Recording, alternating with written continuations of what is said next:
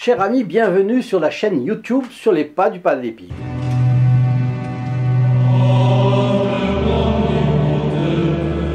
Si vous la connaissez depuis peu, je vous rappelle que Padre Pio était un grand mystique, moine capucin, et à ses prières, Dieu faisait des miracles. Son intercession est immense encore aujourd'hui. Ici, vous trouverez tout ce qu'il importe de savoir sur sa vie pleine de rebondissements. 5 vidéos et programmes courts sont publiés chaque semaine, ici. Aussi, abonnez-vous au moyen du bouton prévu dans la description, c'est gratuit, et actionnez 2 fois la clochette jusqu'à l'option toutes. Vous serez surpris de tout ce qu'il peut faire pour vous. Restez à l'écoute pour entendre cette histoire d'une extraordinaire bilocation, et vous y verrez la bonté de Dieu pour chacun d'entre nous. La vie est la chose la plus mystérieuse du monde. En cherchant la définition dans un dictionnaire ou sur Internet, vous resterez sur votre faim. L'un vous donne caractère de ce qui est vivant. Qu'est-ce qui est vivant? C'est ce qui possède la vie. Bref, on tourne en rond et on n'a rien défini. L'autre vous dit état qui commence à la naissance et finit à la mort. Bon, et ça, on le savait. Donc, qu'est-ce que la vie? C'est notre Seigneur Jésus-Christ qui a affirmé « Je suis le chemin, la vérité et la vie ». Dieu est le créateur de toutes choses. Il donne la vie et en abondance. La vie est une participation à la vie de Dieu. Et c'est pourquoi il la donne et la reprend quand il veut. Dans le Deutéronome, au chapitre du cantique que Moïse chante aux Hébreux avant de mourir, il dit « Voyez maintenant que je suis le seul Dieu. Et qu'il n'y a point d'autre Dieu que moi. C'est moi qui fais mourir et qui fais vivre. » C'est au chapitre 32, verset 39. Le 5e commandement de Dieu nous ordonne « Tu ne tueras point ». Ce qui est formulé de manière absolue doit être compris de manière absolue. Ne tue pas. Depuis toujours, l'Église a suscité des maisons accueillant les pauvres et soignant les malades, lépreux, pestiférés, tuberculeux, etc., toutes maladies contagieuses. Voyez l'hôpital du Padre Pio, par exemple. En France, on garde la mémoire d'une quarantaine d'hôtels Dieu, mais il y en avait plus, il y en avait dans toutes les villes, comme celui de Beaune, par exemple, ou à Lise-Sainte-Reine, en Bourgogne. Et on visite encore les lits dits à la ruelle, c'est très intéressant. Bon. De chaque lit, le malade pouvait voir l'autel où était célébrée la messe une fois par jour. C'est fantastique, bien. Alors, chrétiens, nous protégeons la vie corporelle. Nous savons reconnaître le prix de la souffrance de ces corps perclus de douleurs, affligés de maladies incurables, et nous défendons même que l'on porte atteinte à la vie qui arrive à sa fin. De nos jours, au motif avancée d'affection pour un proche, des esprits forts propagent des théories nouvelles, vous le savez.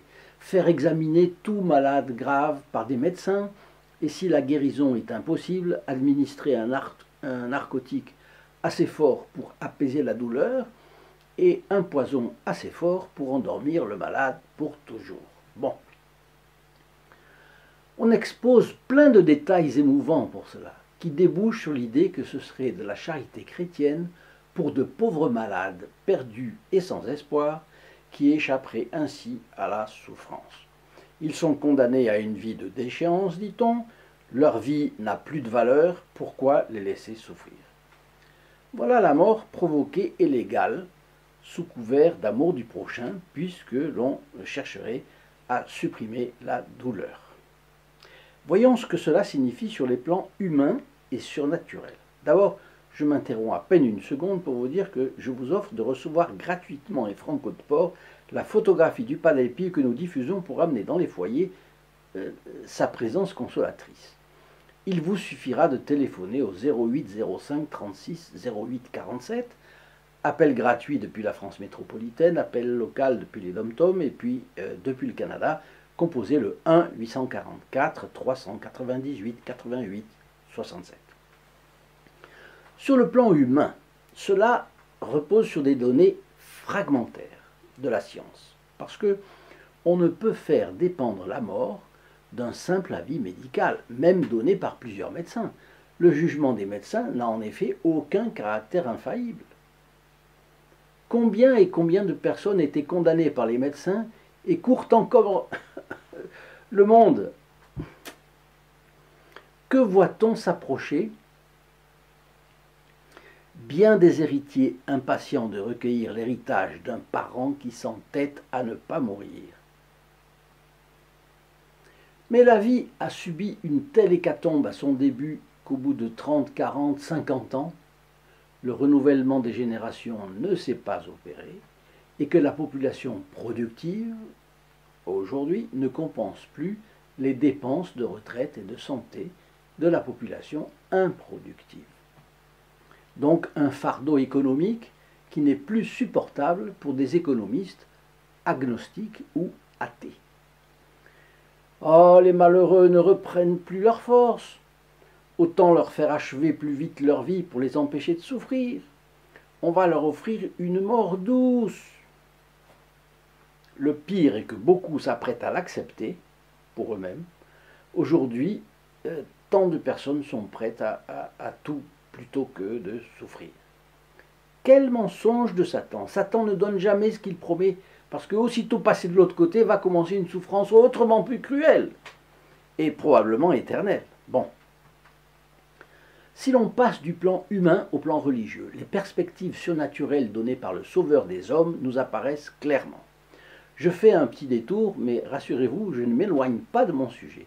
Connaissez-vous le dramaturge et romancier François Coppée? Bien. François Coppée, vous en avez entendu parler, membre de l'Académie française, mort en 1908, il a été le poète populaire et sentimental de Paris et de ses faubourgs. Une grave maladie l'a fait souffrir et approcher 2 fois de la mort. Il a raconté comment ses douleurs, patiemment supportées, l'ont reconduit à l'Église catholique. Il est devenu catholique pratiquant. Cela se trouve dans son ouvrage « La bonne souffrance », publié en 1898, qui lui a valu une grande popularité. Pareillement, les ecclésiastiques savent combien de fidèles ont racheté sur leur lit de mort les graves manquements de leur vie. Combien de chrétiens ont abrégé ainsi leur purgatoire. Saint Augustin priait dans ces termes: « Seigneur, faites que je me consume sur cette terre, émondez le péché en moi, humiliez-moi, châtiez-moi, et après ma mort, montrez-vous bon et miséricordieux. » Alors une question. Pourquoi nous immiscer dans les desseins du maître de la vie et de la mort? Qui est l'homme pour faire cela? Cela ne vous rappelle-t-il pas les cris successifs de Satan qui disait « Je ne servirai pas, non serviam », sous-entendu « Je ne servirai pas le plan de Dieu », et le cri qui a répondu de Saint Michel « Quesus Deus », c'est-à-dire « Qui est comme Dieu? Qui es-tu pour avoir l'audace de juger le plan de Dieu ?»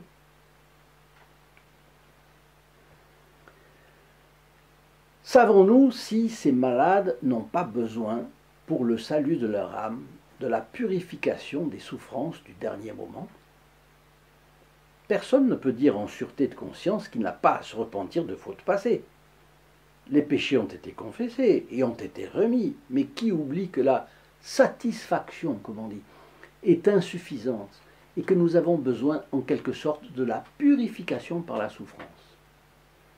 Parce que quand on se confesse, dire un credo, un pater, un je vous salue Marie, bon, ça ne suffit pas pour réparer, il faut un sacrifice quand même. Bon, je me souviens d'un anticlérical qui essayait de se moquer de l'Église en ricanant sur la conception doloriste de l'Église. Selon lui, l'Église cultivait l'admiration de la douleur et l'imposait à tout le monde.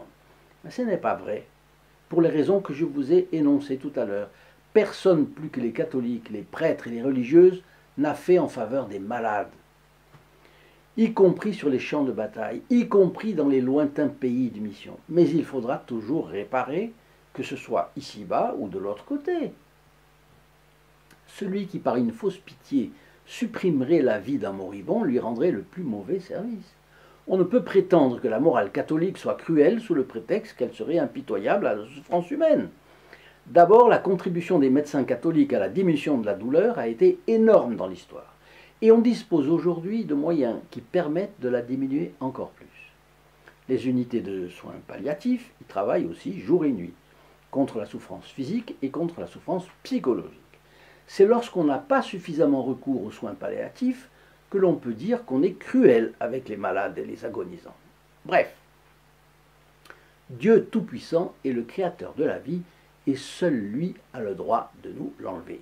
Il n'est jamais licite, en aucune circonstance, de supprimer volontairement un malade. Le mot latin suicidium est composé du préfixe sui, soit, et du verbe cedere, signifiant tuer.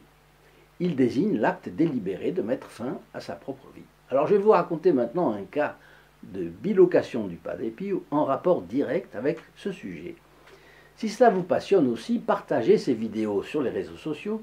Quand vous partagez une vidéo, vous entrez instantanément dans les intentions de la messe du vendredi à midi, c'est convenu avec le prêtre célébrant, et ceux qui reçoivent la vidéo en partage sont aussi bénéficiaires des grâces acquises par cette messe. Qu'en pense le Padre Pio? Eh bien, un mot sur la bilocation d'abord. C'est le fait d'être en même temps dans deux endroits très distants l'un de l'autre. C'est impossible, dira quelqu'un, et il n'aura pas tort. Mais à Dieu, rien d'impossible. Ah, voilà. C'est arrivé à de nombreuses reprises dans l'histoire de l'Église. Des faits prouvés, j'entends. De nombreux saints. C'est extraordinaire, c'est sûr. Mais le Padre Pio n'a jamais quitté son monastère. De nombreuses fois, on le savait immobile, ou on le voyait immobile dans le cœur de l'Église. Et pourtant, à 300, 500, 1000 kilomètres, ou alors en Amérique du Sud, c'est arrivé, avec un ami évêque, il intervenait sans que le moindre doute sur sa présence soit permis. Ainsi, en octobre 1917, à Caporetto, l'Italie a subi une des débâcles les plus emblématiques de l'histoire militaire. Et la responsabilité en était portée par le chef des armées, le général Cadorna. Le 9 novembre au soir, celui-ci ordonne aux sentinelles de ne laisser personne entrer dans son bureau du quartier général, qui était à Trévise à ce moment-là, sous aucun prétexte. Et il se retire. Ne supportant pas le discrédit et l'humiliation de la défaite, il croit en finir avec cette souffrance en se supprimant. Son pistolet posé sur la table, il s'apprête à écrire ses dernières volontés sur quelques feuilles de papier qu'il a là. Mais à sa stupéfaction, il voit quelqu'un qui fait irruption dans la salle. C'est un personnage inconnu, un moine d'une trentaine d'années, avec une bure marron, un visage émacié, une barbe noire. Il se sent scruté, analysé et compris jusqu'au fond de l'âme. Et le moine lui dit: « Allons, mon général, vous n'allez pas faire cette folie. » Cadorna est indigné par cette intrusion, et il va appeler ses gardes. Mais le petit capucin lui dit qu'il est envoyé par Dieu, et il le convainc de renoncer à ses intentions suicidaires. Puis il disparaît comme il était arrivé. Cadorna sort aussitôt, mais le capucin intrus a déjà disparu. Il s'apprête à passer un savon aux sentinelles qui, en dépit de ses ordres, ont laissé rentrer un religieux, mais ils n'ont rien vu, ni laissé entrer personne. Dans les années 1920, 1921-22, par là, il y a eu tout un tralala sur le Padre Pio, vous le savez. Un article de journal raconte l'histoire d'un moine dans le massif du Gargano qui fait parler de lui par ses miracles, ses guérisons et sa stigmatisation.